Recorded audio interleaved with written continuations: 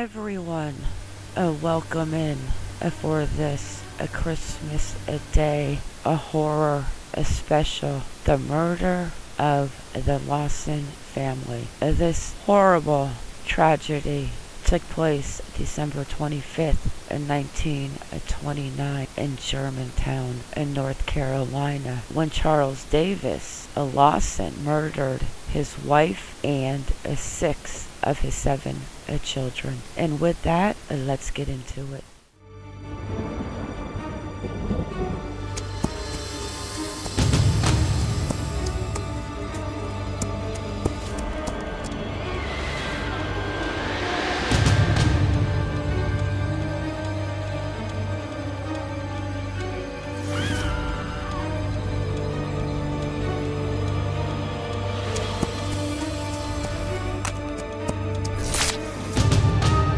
Before we get into the day of December 25th in 1929, when Charles Davis Lawson annihilated his whole family except for one child.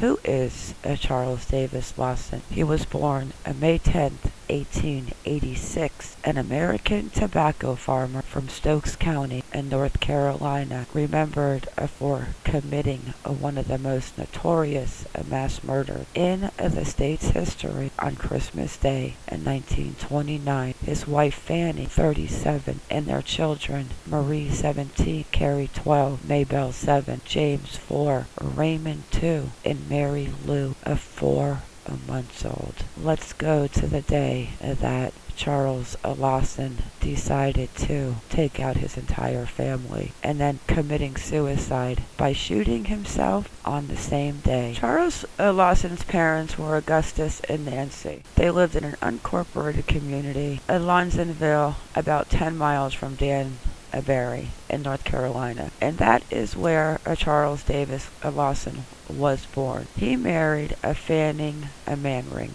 8 children, but the third child, his name was William, who was born in 1914, unfortunately died of an illness in 1920. In 1918, Charles Davis and his family moved to the Germanton area. They worked as sharecroppers, saving enough money by 1927 to buy their own farm, a brook, a cove, a road, where the horrors will soon take place.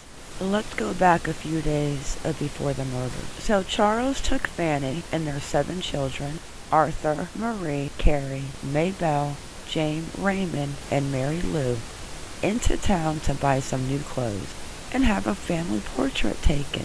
This would have been an unusual occurrence for the working class family in that era, which led many people to believe that Charles' act was definitely premeditated.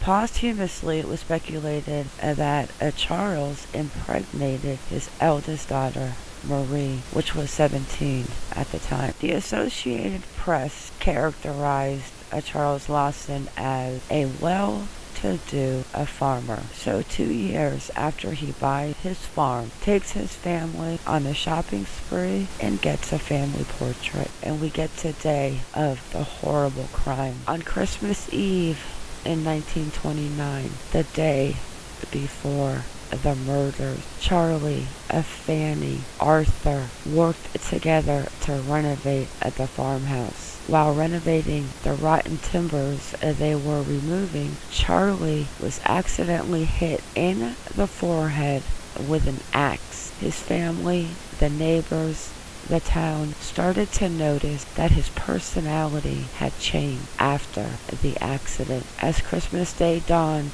of 1929, Maria woke early, blended butter, sugar, egg whites, rolled a cup of raisins in flour, and poured the mixture into 2 pans. This was her signature dessert. Soon she would ice it, decorate it, and then would be ready for her family's holiday feast. The cake was cooling. Charlie, Arthur, and Charlie's 2 beagles set out on a hunting expedition. They ran out of ammunition, so Charlie sent his son Arthur to Germantown to buy more ammunition.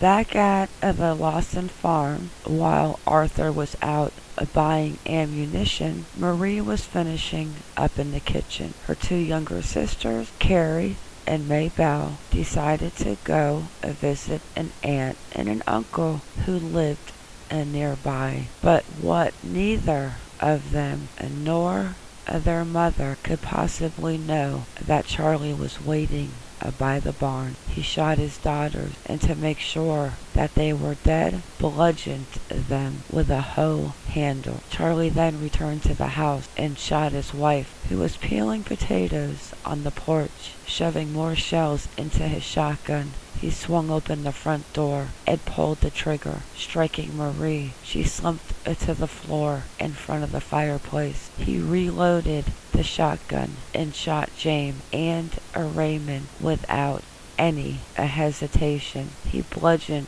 Mary Lou to death. He ran to the nearby woods, and just before sunset, a shot rang out, signaling his suicide. The echoes of the gunfire had barely faded before the mournful howls of the Lawson's two beagles led searchers to his body. The police found letters to his parents, and on a crumpled scrap of paper was written, "Blame nobody but I."